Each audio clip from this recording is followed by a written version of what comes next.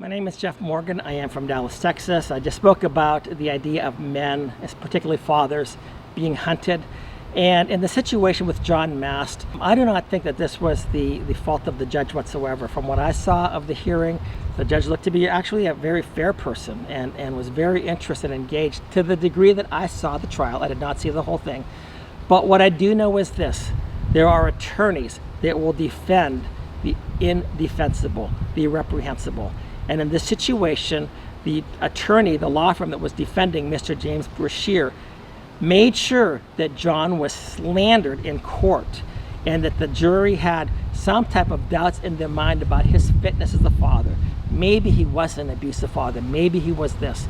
And as one jurist said later on to an individual, had we had this information that John Mast was found innocent 100%, we would have ruled differently. Attorneys knew that, but they were advocating for their client.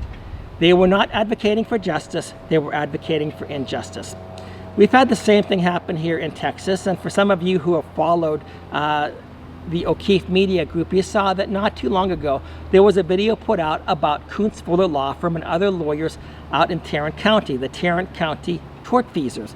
Tortfeasors is simply another word for wrongdoers. You had a judge, Judge David Cook, who was playing a singing role, acting as Satan, being surrounded by his demons who were other attorneys. And they're talking about, you should not trust me, I am a cheat, I am a liar, other things along those lines. Yet you trust me, but you shouldn't trust me,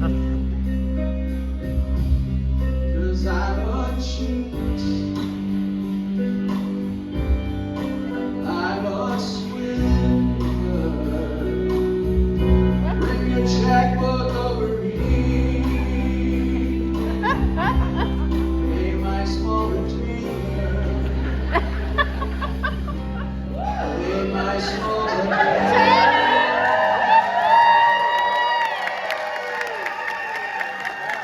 This to me is what the law profession has devolved to a large degree.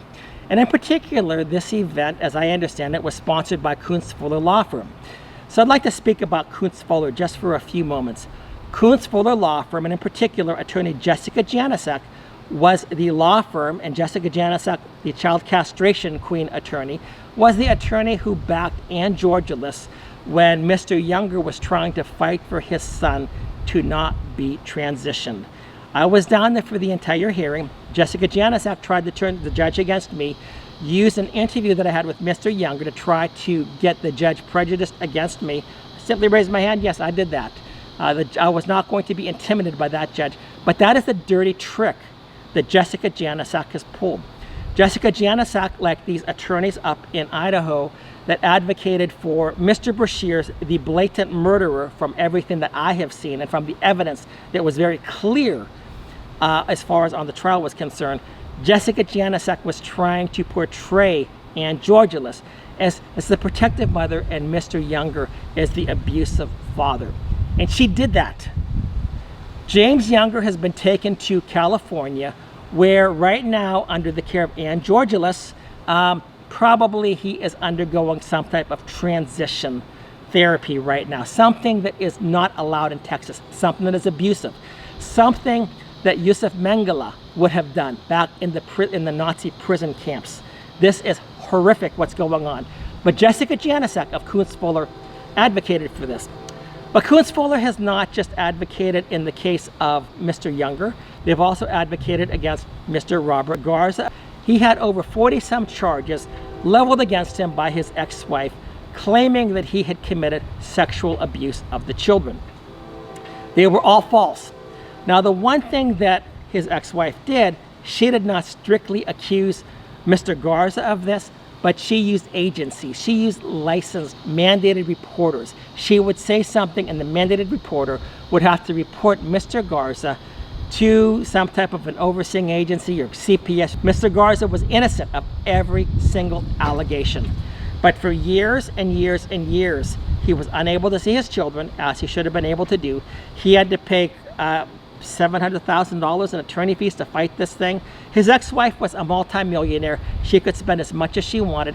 Koonsvoller law firm, in particular, Rick Robertson, the crooked Rick Robertson, the unethical attorney Rick Robertson, they were defending her because all the law firms care about is money. They charge a lot of money. She was willing to pay a lot of money to allow her maliciousness to get exercised against Mr. Garza in order to protect his children after he was found innocent of everything. After 10 years, I believe it was, in family court, he had Senator Angela Paxson sponsor a bill with him so that other people would not have to go through this in the future. Robert Garza used his experience not to exact revenge against his ex-wife, but to make sure that this type of abusive practice would not be taking place in the future. From my perspective, Koonsvoller law firm should be reprimanded highly. And Rick Robertson, the unethical attorney, from my perspective, should also be disbarred permanently from the law profession, as should Jessica Janasak, who defended Ann Georgelis and allowing Ann to take James Younger to California and to commit her abusiveness upon him, a boy who wants to be a boy, but she wants him to be a girl. There was another case that happened in Tarrant County. Mr. David Henderson had, I believe it was 50-50 custody with his wife. Who got involved in that case? Koonsvoller.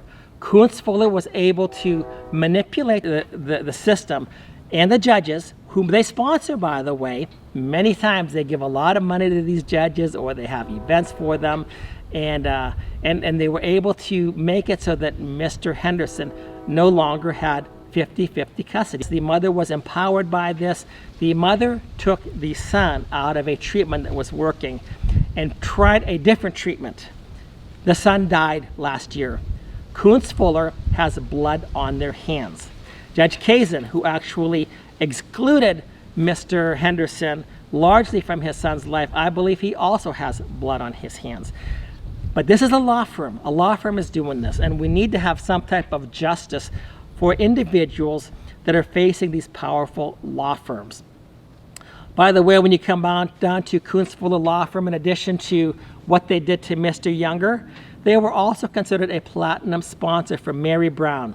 Mary Brown, Judge Mary Brown, corrupt Judge Mary Brown, unethical Judge Mary Brown, who, by the way, ruled on behalf of Ann Georgelis and Jessica Janasak.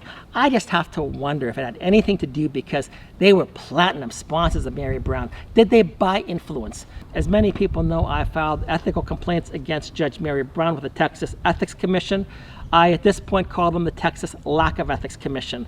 It was very plain and clear from what I could see with regard to the reading of the election code that Mary Brown had violated the Texas election law, which gave her an advantage in her contest against other judges.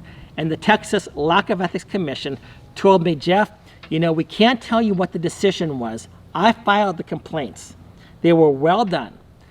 I know how to write reports. And the Texas Lack of Ethics Commission would not even tell me if she were punished. And I'm sure that if she was, probably there was some other law firm that stepped up. But Judge Mary Brown should not have been elected. I believe she should have been disqualified from this last election. I believe that it should have been exposed. But the Texas Lack of Ethics Commission covered for her. What we have in Texas, we have attorneys covering for attorneys. We have judges covering for attorneys. We have legislators covering for attorneys. And we know this. A lot of the legislators in Texas are lawyers. Some of them have connections. They have connections with the Texas Family Law Foundation. Steve and Amy Berezins are lobbyists for this thing called the Texas Family Law Foundation. A more accurate description of them, from my perspective, would be the Texas Anti-Family Lawless Foundation. Steve and Amy lobby for divorce attorneys. They lobby for the family law industry. If you want to see injustice, go to any family law court anytime. Almost any time you go to a family law court in the state of Texas, you will see some type of injustice. And if you're one of the lucky ones that you don't get to see injustice, go to another one. You probably can't go to, like, say, 2 or 3 and find no injustice. I've witnessed it again and again and again. I've been to over 200 of such cases, either in person or virtually over the last several years. I no longer have any trust in the system. And I also have no trust in the attorney system. The attorney system, the attorneys write laws that benefit themselves. They have legislators write laws that benefit themselves. I believe that there's a lack of separation of powers between the attorney class and the legislators. Attorneys become legislators and they write laws that will benefit themselves later on. We even have an individual on the Juvenile Justice and Family Issues Committee, Representative David Cook. I'm not saying whether he's good or bad, but I'm saying he owns a law firm, that he's a partner in a law firm that does divorce. Do not expect David Cook to undermine an entire industry that will affect his financial position or his law firm. The session before this, we had 2 additional lawyers who deal with divorce. Victoria Niave, who was the chair, and Anna Maria Ramos. Divorce attorneys, family law attorneys they call themselves. That's more respectable. But divorce attorneys, do not expect divorce attorneys to act ethically when their financial interests are at stake. So with regard to what's going on here in Texas, we do need to be aware that in Texas especially, and I'm not speaking only about Texas, but primarily about Texas, we know that there are law firms that are influencing judges. They are buying judges. And we have the data on this. We've seen it.